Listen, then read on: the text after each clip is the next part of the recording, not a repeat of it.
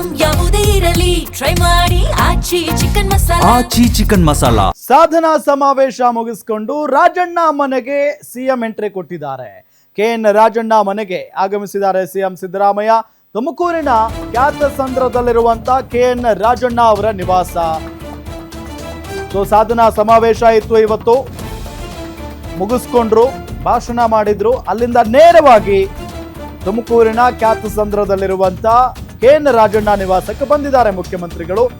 ದಿಢೀರನೆ ರಾಜಣ್ಣ ಮನೆಗೆ ಹೋಗಿ ಅಚ್ಚರಿ ಮೂಡಿಸಿದ್ದಾರೆ ಸಿಎಂ. ರಾಜಣ್ಣ ನಿವಾಸದಲ್ಲಿ ಕೆಲ ಕಾಲ ರಾಜಕೀಯದ ಬಗ್ಗೆ ಚರ್ಚೆಯಾಗಿದೆ. ಸಿದ್ದರಾಮಯ್ಯ ಬದಲಾದ್ರೆ ಪರಮೇಶ್ವರ್ಗೆ ಸಿಎಂ ಆಗಲಿ ಅಂತ ಅಂದಿದ್ರು ರಾಜಣ್ಣ. ದಲಿತ ಸಿಎಂ ವಿಚಾರಕ್ಕೆ ಮಾತುಕತೆ ನಡೆಸಿದ್ರ ನಾಯಕರು. ಸುಮಾರು ಅರ್ಧ ಗಂಟೆಗಳ ಕಾಲ ಮಾತುಕತೆ ನಡೆಸಿದ್ದಾರೆ ಸಿದ್ದರಾಮಯ್ಯನವರು. ಸಾಧನಾ ಸಮಾವೇಶ ಮುಗಿಸಿ ರಾಜಣ್ಣ ಮನೆಗೆ ಸಿಎಂ ಎಂಟ್ರಿ ಕೊಡ್ತಾ ಇದ್ದಂತೆ ರಾಜ್ಯ ಕಾಂಗ್ರೆಸ್ನಲ್ಲಿ ಹಲವು ರೀತಿಯಲ್ಲಿ ಚರ್ಚೆಗಳ ಆರಂಭ ಆಗಿದ್ದಾವೆ. ರಾಜಣ್ಣ ಅವರು ಒಂದು ಹೇಳಿಕೆಯನ್ನ ಕೊಟ್ಟಿದ್ರು. ಅಕಸ್ಮಾತ್ ಆಗಿ ಮುಖ್ಯಮಂತ್ರಿ ಕುರ್ಚಿಯಿಂದ ಸಿಎಂ ಸಿದ್ದರಾಮಯ್ಯನವರು ಕೆಳಗಿಳಿದಿದ್ದೇ ಆದ್ರೆ ಜಿ ಪರಮೇಶ್ವರ್ ಅವರು ನೆಕ್ಸ್ಟ್ ಮುಖ್ಯಮಂತ್ರಿ ಆಗಬೇಕು, ಈ ರೀತಿಯಾದಂತ ಹೇಳಿಕೆಯನ್ನ ರಾಜಣ್ಣ ಅವರು ಕೊಟ್ಟಿದ್ರು. ಇದೆಲ್ಲದರ ನಡುವೆ ಈಗ ಸಾಧನಾ ಸಮಾವೇಶ ಮುಗಿಸ್ಕೊಂಡು ಡೈರೆಕ್ಟ್ ಆಗಿ ರಾಜಣ್ಣ ಅವರ ಮನೆಗೆ ಭೇಟಿ ಕೊಟ್ಟಿದ್ದಾರೆ ಮುಖ್ಯಮಂತ್ರಿಗಳು. ಅಂತ ಅಂದ್ರೆ ಇಲ್ಲೇನೋ ನಡೆದಿದೆ, ಏನೋ ನಡೀತಾ ಇದೆ ಅಂತ ಹೇಳಿ ಅವರ ವಿರೋಧಿ ಬಣ ಅಥವಾ ಮತ್ತೊಂದು ಬಣ ಚರ್ಚೆ ಮಾಡೋದು ಸಹಜ. ರಾಜಕೀಯವಾಗಿನೇ ಚರ್ಚೆ ನಡೆದಿದೆ ಅಂತ ಹೇಳಲಾಗ್ತಾ ಇದೆ. ಅರ್ಧ ಗಂಟೆ ಇಲ್ಲೇ ಸಿಎಂ ಜೊತೆಗೆ ಚರ್ಚೆ ಮಾಡಿದ್ದಾರೆ ರಾಜಣ್ಣ ಅಂತ ಹೇಳಲಾಗ್ತಾ ಇದೆ.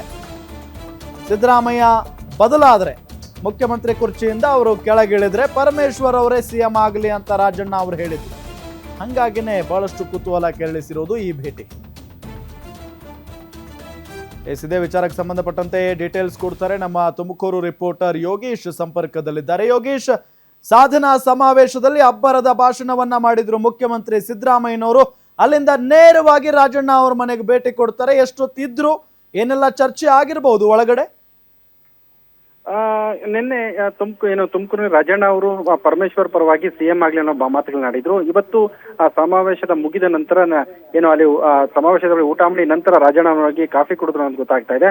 ಅಲ್ಲಿ ನಿನ್ನೆ ಕೇರಳದಲ್ಲಿ ನಡೆದಂತ ಒಂದಷ್ಟು ಮಾತುಕತೆ ಬಗ್ಗೆ ಚರ್ಚೆ ಆಗಿರಬಹುದು ಅಂತ ಹೇಳಲಾಗ್ತಾ ಇದೆ. ಯಾಕಂದ್ರೆ ಸಿಎಂ ಬದಲಾವಣೆ ಮತ್ತೆ ಸಚಿವ ಸಂಪುಟದ ವಿಸ್ತರಣೆ ನಿನ್ನೆ ರಾಹುಲ್ ಗಾಂಧಿ ಸೇರಿದಂತೆ ಅಧ್ಯಕ್ಷ ಮಲ್ಲಿಕಾರ್ಜುನ್ ಖರ್ಗೆ ಅವರು ಮಾತಾಡಿರ್ತಾರೆ ಅನ್ನೋ ಮಾತನ್ನ ನಿನ್ನೆ ಹೇಳಿದ್ರು ರಾಜಣ್ಣ ಅವರು. ಅದೇ ವಿಚಾರವಾಗಿ ಇವತ್ತು ಒಂದಷ್ಟು ಚರ್ಚೆಗಳಾಗಿರುತ್ತೆ. ಹಾಗಾಗಿ ಈ ಸಚಿವ ಸ್ಥಾನದ ಕೂಡ ಅಲ್ಲಿ ಈ ಬಾರಿ ಸಿಗುತ್ತೆ ಅನ್ನೋ ವಿಶ್ವಾಸ ಕೂಡ ಅವರು ಪ್ರಶ್ನೆಗೆ ಅವರು ಈ ಸಚಿವ ಸ್ಥಾನ ಆಕಾಂಕ್ಷಿ ನಾನಲ್ಲ ಅಂತ ಹೇಳ್ಕೊಂಡಿದ್ದಾರೆ. ಇದೇನೋ ಒಂದ್ ಕಡೆ ಸಾಕಷ್ಟು ಕುತೂಹಲ ಮೂಡಿಸಿದ ಗೊಂದಲನ್ನ ಮಾಡ್ತಾ ಇದೆ. ಯಾಕಂದ್ರೆ ಈ ತುಮಕೂರಿನ ಕೂಡ ಒಂದಷ್ಟು ಜನ ಇದೇ ತಿಂಗಳ 30ರಂದು ಸಚಿವ ಸಂಪುಟ ಬದಲಾವಣೆ ಆಗುತ್ತೆ ಅನ್ನೋ ಮಾತುಗಳು ಕೇಳ್ತಿದ್ದಾರೆ.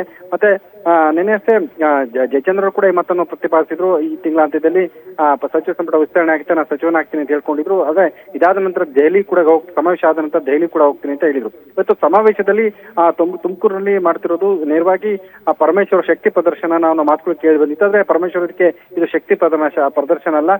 ಸಹಜವಾಗಿ ಇದು ಸರ್ಕಾರ 3ನೇ ವರ್ಷ ಆಗಿರೋದ್ರಿಂದ ಕಂದಾಯ ಇಲಾಖೆಯಲ್ಲಿ ಸಾಕಷ್ಟು ಸಾಧನೆ ಮಾಡಿದೆ ತುಮಕೂರು. ಹಾಗಾಗಿ ಇಲ್ಲಿ ಮಾಡ್ತಿದ್ದೀನಿ ಅಂತ ಹೇಳಿದ್ರು. ಮತ್ತೆ ಪೊಲಿಟಿಕಲಿ ಕೂಡ ನೆನೆ ಯಾವುದೇ ಪ್ರಶ್ನೆಗಳು ಉತ್ತರ ಕೊಡ್ಲಿಲ್ಲ. ಹಾಗಾಗಿ ಇದು ಒಂದಷ್ಟು ರಾಜಕೀಯ ಬೆಳವಣಿಗೆ ಕಾರಣ ಆಗಿದೆ. ಇವತ್ತು ಅಂದ್ರೆ 15ನೇ ತಾರೀಕು ಸಿಎಂ ಬದಲಾವಣೆ ಆಗ್ತಾರೆ ಅನ್ನೋ ಮಾತುಗಳನ್ನ ಡಿಕೆಶಿ ಬೆಂಬಲಿಗರು ಹೇಳ್ತಾ ಇದ್ರು. ಆದ್ರೆ ಅದು ಆಗಿಲ್ಲ. ಈಗ ಈ ತಿಂಗಳು 30ನೇ ತಾರೀಕಿನಿದೆ. ನಿನ್ನೆ ಒಂದ್ ವೇಳೆ ಕೇರಳದ ತಿರುವನಂತಪುರದಲ್ಲಿ ಏನಾದ್ರೂ ಒಂದಷ್ಟು ಮಾತುಕತೆ ಆಗಿದ್ರೆ ಆದ್ರೆ ಎಫೆಕ್ಟ್ ಆಗುತ್ತೆ. ಇದ್ರ ಬಗ್ಗೆ ರಾಜಣ್ಣ ಮಾತಾಡ್ತಾರೆ, ಒಂದಷ್ಟು ಮಾಹಿತಿ ಗೊತ್ತಾಗುತ್ತೆ.